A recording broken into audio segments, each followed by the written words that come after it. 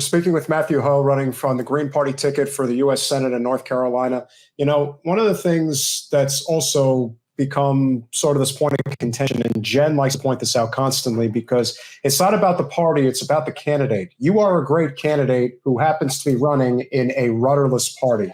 And so when the attachment of the word green very often gets mistaken for, Jen, how do you refer to the Greens? Okay, my thing about green is it's just really bad branding, and it presents as a very niche, tree-hugging, hippie environmental thing, when we know that it's obviously a lot more than that. And I think that the third party we need to have needs to be a Labor Party and a much broader appeal. And I've always looked at the Green Party as, and by the way, I agree with the platform of the Green Party. Like, that's a no-brainer. And I voted Green in 16. Like, it's, but I think in terms of its ability to become any bigger or broader, it's limited because it does seem niche. That's just my marketing thoughts. Yeah, no, I agree. The Green Party is the only party I've ever registered with because it was available here in North Carolina as a party that I identified with, a pro-worker party, a pro-environment.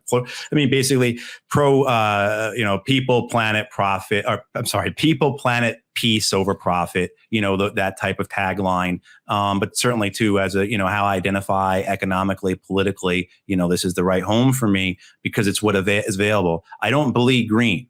They came to me and asked me to run, and I am happy to do that and do what I can to help build this movement. But I'm also very much a big believer in a party that exists for itself.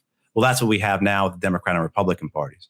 And that any political party that we build must be part of a larger movement, that the political party can only be an arm of the larger body, that it does the political functions. And there are a mass number of other functions that must occur in this movement, labor organizing being one, education and communications, direct action, and civil disobedience, mutual aid.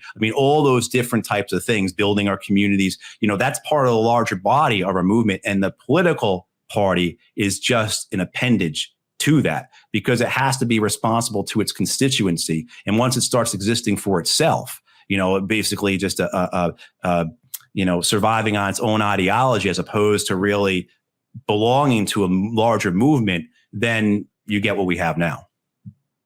That's an excellent point.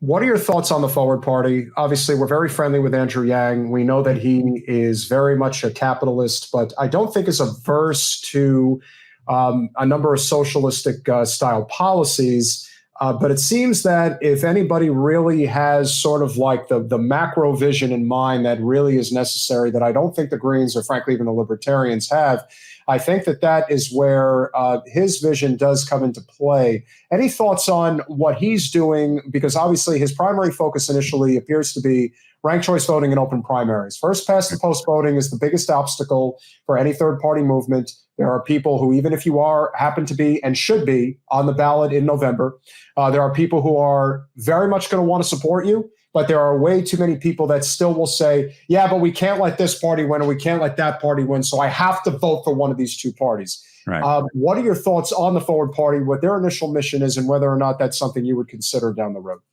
Yeah, I admire Andrew for what he did. He entered into politics. He saw what it was like. He had the experience and he said, this is wrong. This is corrupt. This is not sustainable. This is harmful.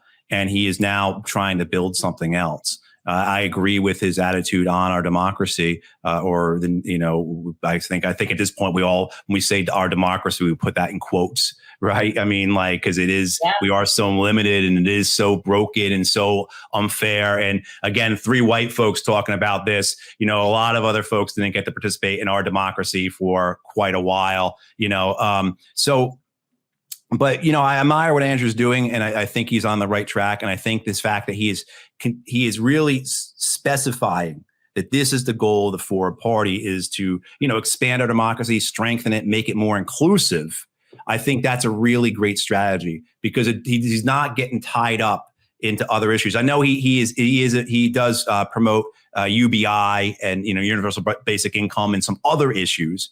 But really, when I've heard him talking, it is about the strengthening, expansion, more inclusivity in our democracy, and that's something that I agree with. Certainly, ranked choice voting. Look, I kind of have three points to the strategy here, as I see it, for what I'm taking part in. One is to build the party that's part of this larger movement. One is to, in a similar vein to what happened, say, with the Populist or People's Party, the Socialist Party, the Progressive parties from 1880 to like 1920s, where they ran on, say, like labor issues, and they were so popular that put pressure on the Democrats and Republicans to assume some of that, right? So look, I don't care who gives our people single payer health care as long as they get it.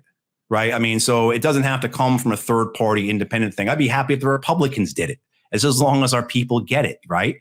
And then the third thing is to disrupt the system so that it has to change. I reject the notion of being a spoiler. I welcome the identification of being a disruptor. That's what we are trying to do. We are trying to disrupt the two-party system, put such stress on it, such pressure on it, make it hurt so that it has to change. Right. This idea that if we continue, not just us, but, say PSL, Socialist Alternative, we get independents on the right, libertarians, Constitution Party, other folks. If we are consistently having races where there are 3, 4, 5 candidates, that totally messes up the first past the post system.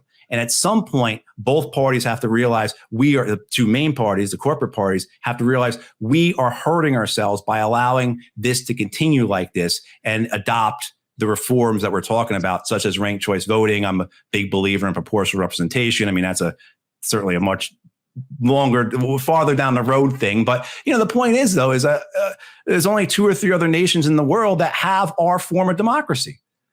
There's only 2 or 3 other nations in the world that have this type of 50+1. It really only works for 2 parties. And as many of us know, in many parts of the U.S., you go to vote and everything's so gerrymandered that there may not even be a candidate. Looking at the primaries here in North Carolina, majority of in the House races in North Carolina, majority of the races were unopposed. And you see that over and over again. So yeah, I mean that's like the 3-tiered, the 3-pronged strategy I have for what we're trying to do here and why and how we're trying to force change, and then on a tactical level, going out there and actually doing it. Thanks for watching. If you want to support our mission to transform politics into service, please like this video, subscribe, follow us on social media, and consider joining our Patreon, where you'll get early access to our interviews as well as other exclusive content. Links are in the description. Peace out.